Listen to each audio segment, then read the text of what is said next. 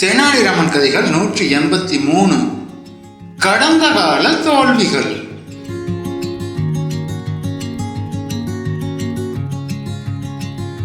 விஜயநகர பேரரசர் கிருஷ்ணதேவராயரின் அரண்மனைக்கு அண்டை நாட்டு மன்னர் ஒருவர் ஒரு புதிய யானையை பரிசாக அனுப்பி வைத்தார். அந்த யானை பார்ப்பதற்கு மிகவும் பிரம்மாண்டமானதாகவும் அதிக பலம் கொண்டதாகவும் காணப்பட்டது. மன்னர் கிருஷ்ணதேவராயர் தனது அவை விகடகவியான தெனாலிராமன் மற்றும் சில முக்கிய அமைச்சர்களுடன் அந்த புதிய யானையை பார்க்க அரண்மனை யானை கூடத்திற்கு சென்றார். அங்கு சென்ற மன்னருக்கு பெரிய ஆச்சரியம் காத்திருந்தது. அந்த யானை அவ்வளவு பலசாலியாக இருந்தும் அதன் காலில் ஒரு மிகச்சிறிய மெல்லிய கயிறு மட்டுமே கட்டப்பட்டிருந்தது. அதை சுற்றி எந்த விதமான இரும்பு சங்கிலிகளோ அல்லது பெரிய மரக்கொண்டுகளோ இல்லை. மிகவும் சுதந்திரமாக, ஆனால் அந்த இடத்தை விட்டு நகராமல் அது நின்று கொண்டிருந்தது. இதை கண்ட மன்னர், எவ்வளவு பெரிய யானை, அது நினைத்தால் இந்த மெல்லிய கயிற்றை ஒரே ஒரு உதறலில் மிக எளிதாக அறுத்து கொண்டு தப்பிவிடலாமே, ஏன் அது அப்படி செய்யாமல் இப்படி அமைதியாக நிற்கிறது என்று அங்கு நின்றிருந்த யானை பாகனிடம் மிகுந்த ஆச்சரியத்துடன் கேட்டார். அதற்கு அந்த பாகன் பணிவுடன், மன்னா, இந்த யானை மிகச்சிறிய குட்டியாக இருந்த போதிலிருந்து இதே அளவிலான மெல்லிய கயிற்றை கொண்டுத்தான் அதன் கால்களை கட்டினோம். அந்த சிறு வயதில் இந்த கயிற்றை அறுத்து கொண்டு தப்பிக்க அதற்கு மிக கடுமையான பலம் தேவைப்பட்டது. அது பல முறை முயன்றும் தோற்று போனது.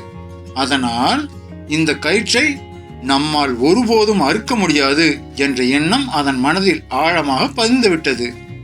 இப்போது அது பெரிதாகி பலசாலியாக மாறிவிட்டாலும் அந்த பழைய நம்பிக்கையின் காரணமாக இந்த கயிற்றை அறுக்க முடியும் என்று அது நம்புவதில்லை.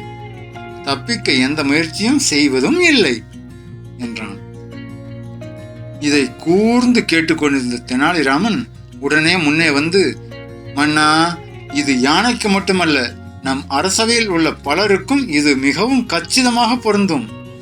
கடந்த காலத்தில் ஏற்பட்ட சில சிறு தோல்விகளை வைத்து நம்மால் இது முடியாது என்று சில அமைச்சர்கள் தங்களுக்கே மன தடைகளை உருவாக்கி கொண்டு புதிய நலத்திட்டங்களை செயல்படுத்த தயங்குகிறார்கள். நம் உண்மையான பலத்தை உணர்ந்து நம்பிக்கையுடன் செயல்பட்டால் எந்த ஒரு கடினமான செயலையும் நாம் வெற்றிகரமாக செய்து முடிக்கலாம். தங்களின் கடந்த கால தோல்விகளை கண்டு பயப்படாமல் நமது அமைச்சர்கள் தைரியமாக செயல்பட வேண்டும் என்று கூறினான். தெனாலிராமனின் இந்த ஆழமான சிந்தனையையும் ஒரு சாதாரண நிகழ்விலிருந்து அவன் எடுத்துரைத்த பெரிய வாழ்க்கை தத்துவத்தையும் கேட்ட மன்னர் கிருஷ்ணதேவராயர் அவனை வெகுவாக பாராட்டினார். மற்ற அமைச்சர்களும் தங்கள் தயக்கத்தை விடுத்து சுறுசுறுப்பாக செயல்பட தொடங்கினர். நீதி. கடந்த கால தோல்விகளை மறக்காவிட்டால் எதிர்காலத்தில் வெற்றிகள் கிடைக்காது. ஆமா மக்களே, இது தெனாலிராமன் மற்றும் அமைச்சர்களுக்கு மட்டும் பொருந்தாது, நம்ம எல்லாருக்குமே பொருந்தும். நம்ம பழசெல்லாம் மறக்கலன்னா இனிமே ஜெயிக்கிறது ரொம்ப கஷ்டம். அதனால பழசெல்லாம் மறந்துடுங்க, புதுசா ஆரம்பிச்சு ஜெயிச்சு காட்டுங்க. அதுக்கு முன்னாடி இந்த சேனலுக்கு சப்ஸ்கிரைப் பண்ணுங்க, லைக் பண்ணுங்க, கமெண்ட் பண்ணுங்க. Thank you.